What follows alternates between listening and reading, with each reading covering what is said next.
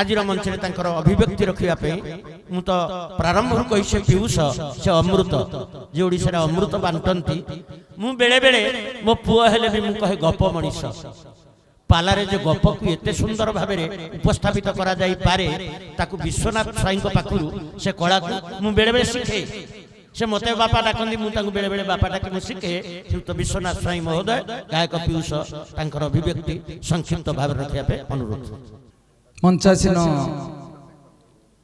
पंडित महोदय पाद तले आभूम प्रणति तथा मो संस्कृतिर वरेण्य प्रतिभा मान पाद तले मथालोटा प्रणाम। ए संस्कृतिर समधर्मी सममर्मी भाई भौणी मान स्नेहाशीष हार्दिक अभिनंदन। जाओ शपथ सार अनेक गुड़ी वार्ता देले किंतु सबु दुख भितर आज्ञा पालाकार दुखी आ संसार कहीं ना चारोटी दुख कष्टित कष्टि सदा प्रवासी कष्टित कष्टि जुवा दरिद्र कष्टित कष्टि परार्ण भोगी कष्टित कष्टि कलहा प्रिया ये जो चारि कष्टि भितर पाला बाला आम जोड़िए कष्टि प्रवास कष्ट आउ अर्ण कष्ट ए पर्यंत पाला कलाकार विदग्ध कला हेले मध्य अति तले यार कारण होची आम संघर अभाव संघ करुचु किंतु तार संगठन दायित्वटा आम पाखे भल भाव ना जदि जड़े संगठन करने को जीव ये वरेण्य प्रतिभा मान भितर मुझे स्थान पाई जो मु निजको गौरवान्वित मन करुच्ची तथापि बढ़िया जिते सुना ओजन करे ता बटकरा अभाव से गोटे छोटिया फलटे पकई दिए ता ना हूँ काईच तार जोड़े रंग सी कूलर नुह कि सेकुलर नुह माइपे नुह कि मरदरे नुह सी कौआडर दिनर नुह कि रातिर नुह तार गोटे फाड़ नाली गोटे फाड़ कला बणियार जिते बटकरा न पाइब सुना सांगे से ताकई पकईदब आउ तो किसी ना हालका के ताकई पका जाओ मुझे छोटिया काईचटीए जे पक्षी जाए जिते दूर से जाने तार व्यवहार आम परिवेश जो जाए मत नहीं मुझे भीतर कथा कहूँ मु तो छोटियाटे मु छोटिया तीनोटी कथा कहूँ संगठन जदि आम बुझा प्रथमे पिंपुड़ी के देख तार जो एकाग्रता मनोवृत्ति गोटे पिंपुड़ी छोटिया खुदटे नहीं धाड़ी बांधिला बेले हजार पिंपुड़ी ता पछ छाड़ती किंतु आमे पाला बाला 5 जन भाई भौणी मंचे अच्छा आउ 4 जन मंच उपरे अच्छा आउ 10 जन पेट पोड़ी गला आम खाइबा गले जाओ संघ केमिति बंचब केमिति आगू जीव आमे मंचरे कहू हरिबोल हुलहुली जेते दूर जाए गोहत्या ब्रह्महत्या छाड़ी न पलाए किंतु सबू जाक पाला कलाकार हरिबोल देला बेले चेमेड़िया बोबेला भाया बोबो जोर आम पार्टी फिटेन कहीं संघर अभाव पिंपुड़ी की जदि आम अनुध्यान करवा ताले संघ आगू जीव एकाग्रता रहिबो आउ गोटे छोटिया जीव घर तोलिबारे सीए एकता बोध तांको भागरे अछि उई टिके टिके मुहरे नहीं केड़े बड़ पहाड़ तैयारी कर दउची केड़े सुंदर घर तैयारी कर दउची किंतु आमे हजार हजार पाला कलाकार दुर्भाग्य कथा घर टिके करि पाइलेनी आठ बड़ दुखर कथा कौन अच्छी जाओ केड़े दुष्ट भितर आम अच्छे आउ जदि आउ जन को एकाग्रता भाव देखा से हूँ काउ गोटे काउ पिला को तुम मार कि न मार खाली कला पलिथिन हरे जदि हल्लईदब से खुंपी खुंपी तुम दिह मुंड कणा करदे किंतु आमे पाला बाला जड़े पाला बाला गोटे अनुष्ठान तड़ा खाइला बेले आउ 10 जन फोन करते आज्ञा मु खाली अच्छी सत्ते मरी जाऊँगी कि 35 किलो चाउल मागेणा खाइल 5 टंकिया चाउल खाइल मागेणा भत्ता पाइल आउ कौन मरी जाऊच एमती कला दरिद्र समस्ते कहती नाई कलाकार ठू उच्च मना संसार कहीं ना से दिन अंधार कोठरी भितर बसी वसुदेव भगवान वासुदेव पाद तले कहले प्रभु अहो भाग्य किए कहूँ सर्वहरा राजा वसुदेव मोट भाग्यवान कहीं ना मु प्रभु वासुदेवंकर विश्वमूर्ति अंधार कोठरी भितर हाथ गोड़े बेड़ी पड़े मुझे देखुची कि आमठू भाग्यवान किए अच्छी सत्यनारायण को आम कांधे बोईकी जाऊे आम कहीं कष्टी जीवन ना आम संघर अभाव ମହାପାତ୍ର ଭାଇ ବିକଳରେ ଅନେକ ଗୁଡ଼ିଏ କଥା କହିଦେଲା। ଯାହା ହଉ 30 ବର୍ଷ ପରେ ମୋତେ ଚିହ୍ନିଲ। ମୁଁ ମଧ୍ୟ ସେଇ କଥା କହିବି। 87 ମସିହାରୁ ପାଲା ଆରମ୍ଭ କଲି, 2026ରେ ମଞ୍ଚ ଉପର ଦେଖିଲି, ତଳେ ବସି ବସି ଜୀବନ ଗଲା। 90 ମସିହାରେ ମୋ ପିଜୁଆ ଗୁରୁ ପଚାରିଥିଲେ ମଥୁରୀ ବାବା, ଏ ତ ପତି ସାରେ ଯାଇଛନ୍ତି ସେଠିକି, ସିଏ କହିଲେ ଆଚ୍ଛା ଯେଉଁ ଯାଉଛୁ ସଂଘକୁ କ'ଣ ଜାଣୁଛୁ? ମୁଁ କହିଲି ଆଜ୍ଞା କିଛି ଜାଣିପାରିଲିନି। କାହିଁକି? ମୁଁ କହିଲି ମାନ୍ୟତା କିଛି ନାହିଁ। କାହିଁକି ମାନ୍ୟତା ନାହିଁ? ନା ଆମ ସଂଘର ମହାନତା ମାନେ, ମହାପୁରୁଷ ମାନେ ସବୁଯାକ ପଣ ନେଲେ, ଆମେ ବାଲି ବୋହି ବୋହି ମଲୁ, ଆମ ନାଁ ନାହିଁ। ହନୁମାନ ଲୋମ ଗୋଟିଏ, ଦେବତା ଗୋଟିଏ, ତା ନାଁରେ ସବୁ କଥା। ତେଣୁ ଯାହା ହଉ ଏ ସଂଘ ଆଗକୁ ଯିବ। ଏ ପରିପ୍ରେକ୍ଷୀରେ ଯେଉଁଦିନ ଯୁବପିଢ଼ି ମାତିବେ, ଆମେ ଜଗନ୍ନାଥଙ୍କୁ ଦୁହାଇ ଦେଇ ଜଗନ୍ନାଥ ସଂସ୍କୃତି ପାଲା ମଞ୍ଚରେ ଖୁବ୍ ବାଗରେ କହୁ, କିନ୍ତୁ ସେ ଭାବନା ଆମ ମନ ଭିତରେ ନାହିଁ। ଜଗନ୍ନାଥଙ୍କୁ ଦେଖିଲା ବେଳେ ରତ୍ନବେଦୀରେ ଆମେ 3 ମୂର୍ତ୍ତି ଦେଖୁ।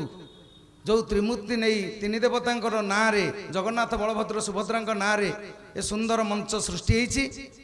ସେ ପ୍ରଭୁ ରତ୍ନବେଦୀରେ ବସିଲା ବେଳେ ପାଖରେ ବସେଇଛନ୍ତି ଭାଇ କି ଆଉ ଭଉଣୀ କି। ଯାହା ହଉ ଆମେ କେଉଁଝର ଜିଲ୍ଲାରୁ ବଳଭଦ୍ର ଭାଇଙ୍କି ରଖିଛେ, ଆଉ ଉତ୍କଳ ଭାରତୀ ଭଉଣୀମାନଙ୍କୁ ରଖିଛେ। ଏଇଟା ହେଉଛି ଆମେ ଭାଗ୍ୟବାନ। କିନ୍ତୁ ସେଇ ଓଡ଼ିଆ ଛୁଆ ଆମେ ଭାଇକି ଭିନେ କରିଦେଉଛେ, ଭଉଣୀ ଦୁଆର ପକାଇ ଦେଉଛେ, ଭାରିଯାକୁ ନେଇ ଘର ଭଡ଼ା ଦେଇ ଟାଉନରେ ରହୁଛେ। ଆମେ ସେଇଦିନ ଜାଣିବା, ଯେଉଁଦିନ ଆମର ସଂଘ କ'ଣ, ସଂସ୍କୃତି କ'ଣ, ସଭ୍ୟତା କ'ଣ, ଯେଉଁଦିନ ଆମେ ଠିକରେ ବୁଝିପାରିବା, ଇଏ ସଂଘ ତଳେ ରହିବନି। ଆଜି ଗୋଟେ ଜାଗାରେ ପାଲା ହେଉଥିଲା ନିଆଳି, ବସିଛନ୍ତି ମହାରଣା ମଉସା। ମୁଁ କହିଲି ମଉସା, ମୁଁ ଛାତିରେ ହାତ ମାରି କହିବି, ମୋ ବାପା ପାଲାକାର, ତମ ପାଲା ବାପା ମୂର୍ଖ। ନା କେଡ଼େ ଚାଲାକିରେ ପୁଅ ତୁ। ମୁଁ କହିବି ମୋ ବୋପା ଭେଣ୍ଡିଆ, ତୋ ବୋପା ବଙ୍କା ଗଡ଼ିଆ, ନାଚ କରିପାରୁନି।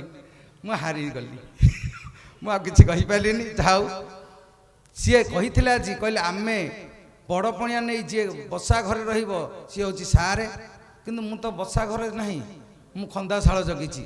ଯାହା ହଉ ଆପଣମାନେ ସେମିତି ଖନ୍ଦାଶାଳ ଜଗି ଏ ସଂସ୍କୃତିକି ଗଢ଼ି ଦିଅନ୍ତୁ ନିଜ ହାତରେ।